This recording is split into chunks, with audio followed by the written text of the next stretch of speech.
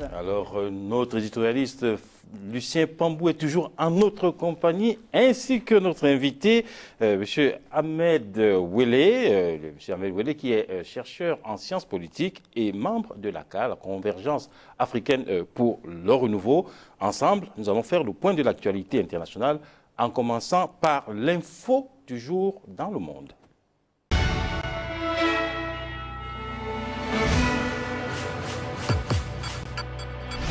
Il était chargé de négocier la paix avec les talibans. L'ancien chef de l'État afghan, Burhanuddin Rabbani, a été tué mardi à son domicile par l'explosion d'une bombe dissimulée dans le turban d'un kamikaze. Il aura droit à des funérailles nationales vendredi et un deuil national de 3 jours commencera demain. Précision de Philippe Mpaimana.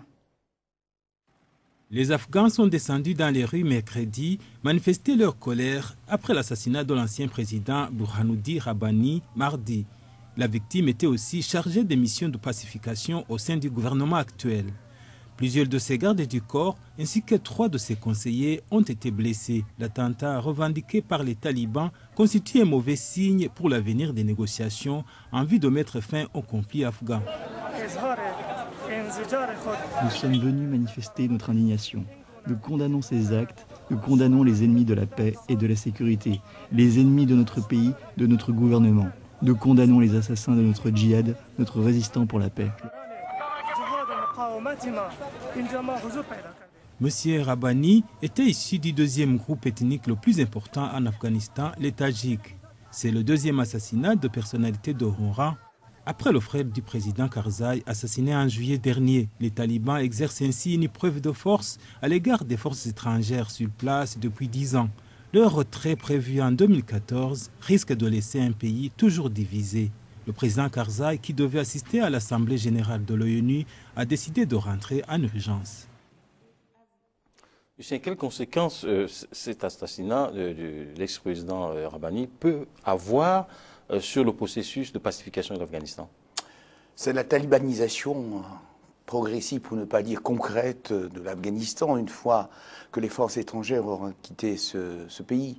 Ça, c'est la première conséquence politique. La deuxième conséquence, c'est que cet assassinat risque d'amplifier les divisions tribales, parce qu'il faut quand même savoir, on a l'impression de présenter l'Afghanistan comme un État uni, unifié, mais en fait, c'est une mosaïque de tribus sur lesquelles se greffe une djihad, une guerre religieuse que semblent mener, bien entendu, les talibans. Donc il faut craindre simplement qu'après le départ des troupes étrangères américaines, françaises et autres, que l'Afghanistan redevienne talibane comme l'a été auparavant. Monsieur Wele, est-ce que justement cet assassinat signe l'arrêt, la fin du processus de réconciliation? Au moins, ça apporte un grand coup à ce processus de réconciliation. Mais je pense que dans cette affaire, ce qui est en cause aussi, c'est qu'il faut se dire que ce qui a été fait en Afghanistan, l'intervention étrangère en Afghanistan, n'a pas résolu les problèmes. Donc on est en plein dedans. Et alors qu'ils se proposent de repartir sans résoudre le problème pour lequel ils sont venus quand même massacrer beaucoup d'Afghans. Monsieur Wele parlait de cette situation en Afghanistan. Ça rappelle une autre situation, c'est de l'Irak, oui, malheureusement. Bien sûr, malheureusement. On risque d'avoir, en transposant les faits sans les confondre, on risque d'avoir en Afghanistan à quoi on assiste en Irak. C'est l'échec, effectivement, d'une politique de la canonnière, c'est l'échec des grandes puissances, c'est leur incapacité, en fait, à imposer un processus politique de paix durable et les limites, justement, de cette politique de la canonnière et cette politique de la domination par la force. C'est le 2e assassinat d'un haut responsable en moins de 3 mois. Qu'est-ce qui pourrait freiner la détermination des talibans? Alors, on peut dire globalement, c'est une hypothèse de travail. Le départ progressif des troupes, l'accélération du calendrier de retrait pour permettre en fait aux forces afghanes de se retrouver autour de la table et de discuter. Le problème, c'est que les forces actuelles en présence, les forces occidentales en présence, ne veulent pas précipiter leur départ, car cela signifierait comme une forme de camouflet. Premier après-info concernant le monde, la Russie. La Russie, qui n'a pas détourné de procédures judiciaires pour pousser la société Loukos à la faillite, mais qui a tout de même commis des violations des droits fondamentaux de l'ancien géant pétrolier. Une décision de la Cour européenne des droits de l'homme dans un arrêt rendu hier. Précision d'Élodie Terlon. Moscou condamné par la Cour européenne des droits de l'homme dans l'affaire Yukos. Le gouvernement russe a été condamné mardi d'avoir poussé la compagnie pétrolière russe à la faillite et emprisonné ses dirigeants. Une décision qui fait suite à la demande de l'ancien patron de Yukos, Mikhail Khodorkovsky, le 31 mai dernier à Strasbourg. Ce n'était pas la taxe qui a forcé l'entreprise à l'échec, mais la prévention, l'incapacité de Yukos à payer cette taxe en raison du gel sur l'ensemble de nos actifs. Donc c'était vraiment un des aspects fondamentaux de toute l'histoire de Yukos et par conséquent, nous sommes très heureux des décisions qui ont été prises aujourd'hui. Les juges de la Cour européenne ont estimé à 6 voix contre 1 que la procédure qui a conduit au démantèlement de la société Yukos était inéquitable et que les poursuites encourues contre Mikhail Khodorkovsky entre 2000 et 2001 n'étaient pas légales.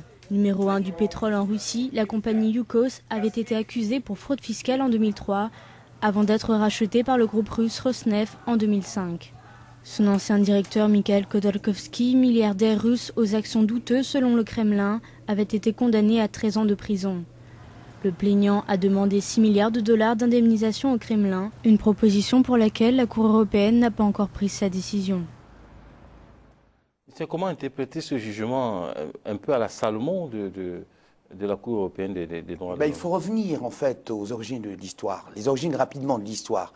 C'est l'inimitié de M. Poutine envers M. Khodorkovsky, l'homme le plus riche de Russie. Voilà, exactement. Et pourquoi? Parce que M. Khodorkovsky a commis une sorte de lèse-majesté, il a voulu faire de la politique.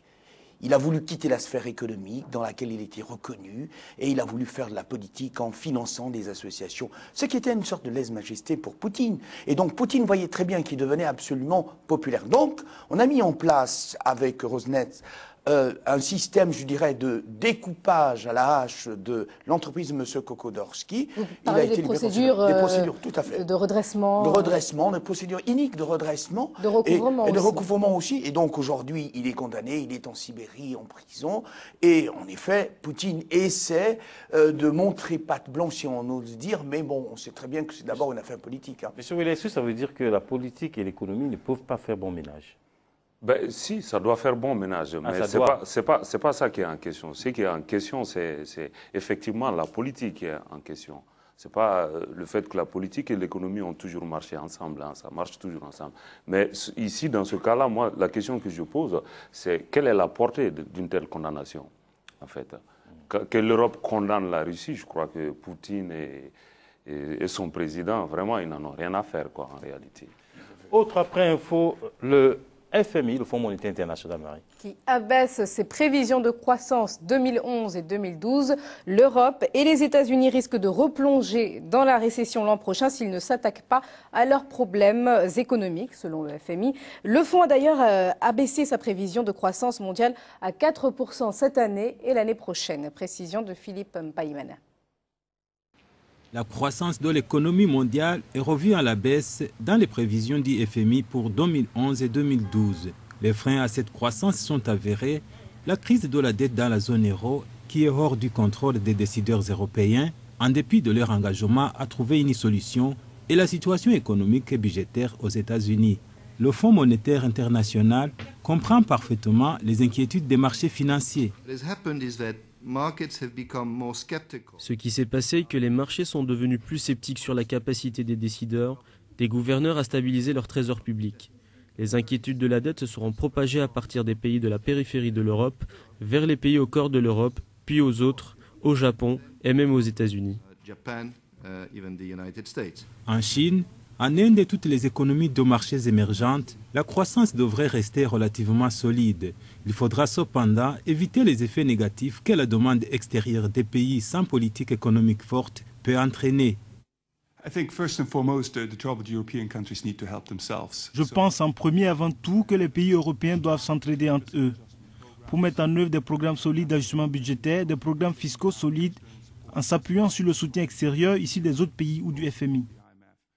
Deux autres grandes économies mondiales ont été frappées cette année, Les États-Unis par l'augmentation du chômage et l'impasse politique qui a caractérisé les derniers débats sur la réduction du déficit, ainsi que le Japon par le tsunami.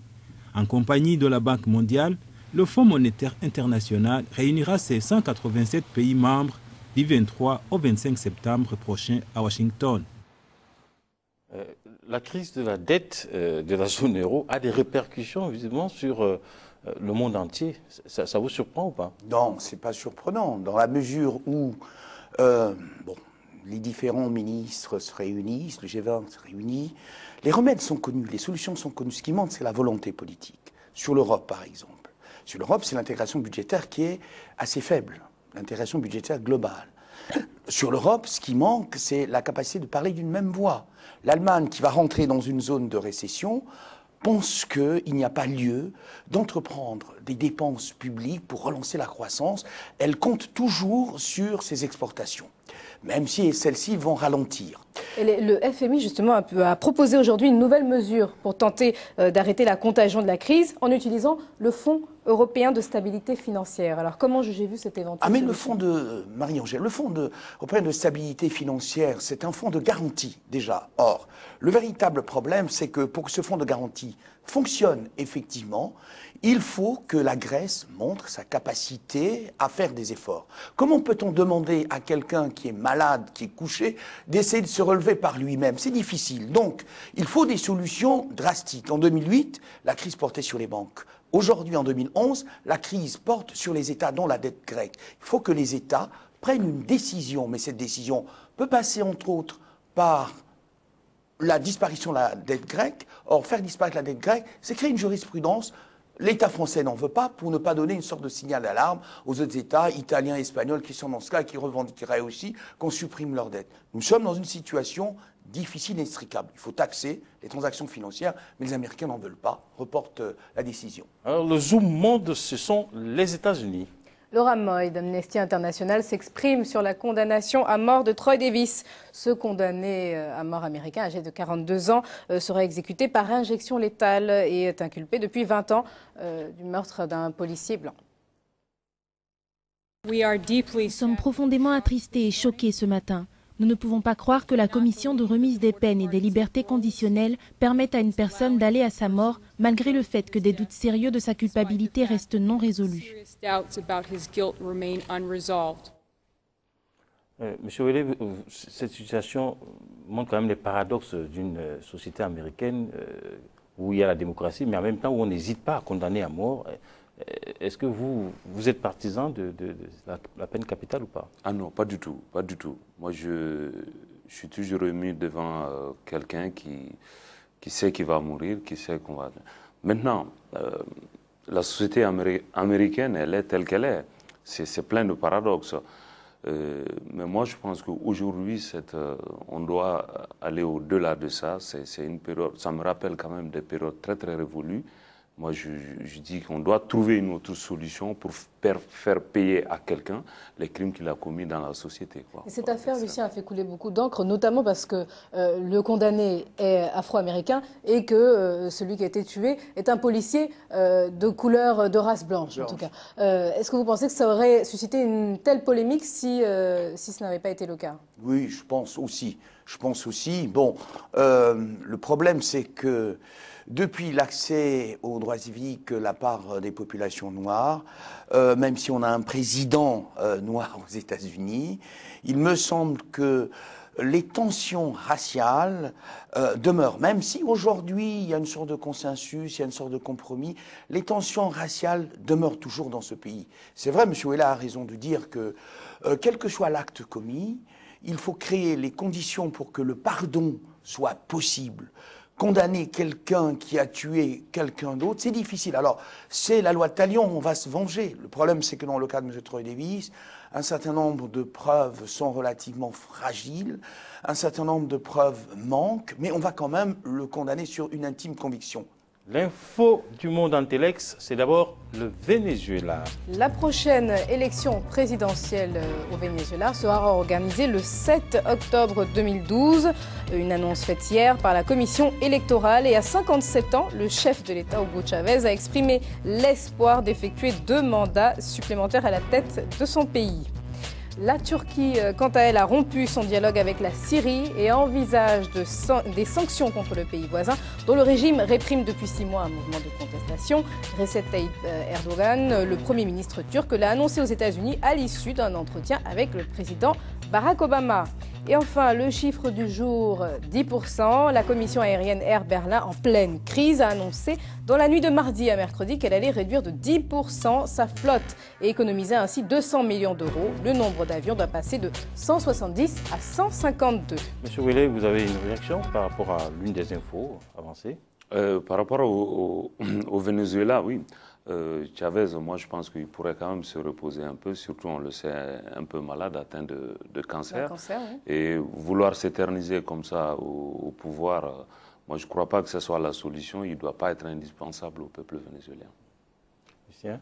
Moi, c'est par rapport à la Syrie. Je veux dire que la politique du monde, la politique des grands, comme on dit, de ce monde, n'est pas acceptable. C'est 2 poids 2 mesures. On intervient en Libye, mais on n'intervient pas en Syrie. Pourquoi? Parce que la Syrie est au cœur du dispositif occidental dans la résolution, dans la recherche de la paix au Moyen-Orient et donc vis-à-vis d'Israël. Alors, le président Obama s'est contenté de dire qu'il fallait renforcer les sanctions vis-à-vis de la Syrie. Vous parlez du président Obama juste après la rencontre entre la Turquie, entre le Recep Tayyip Erdogan et le président Barack Obama. La Turquie décide finalement de mettre en place des sanctions. Oui, mais ces sanctions, on sait très bien qu'elles seront très peu efficaces. Elles seront très peu efficaces. Il ne faut pas oublier que ce qui fait la force, quelque part, de la Syrie, qui permet à la Syrie de tenir dans ce monde au Moyen-Orient, c'est le partenariat stratégique dans les années 80 avec l'Irak, qui permet effectivement, quelque part, de mater une partie de la population sunnite. Donc,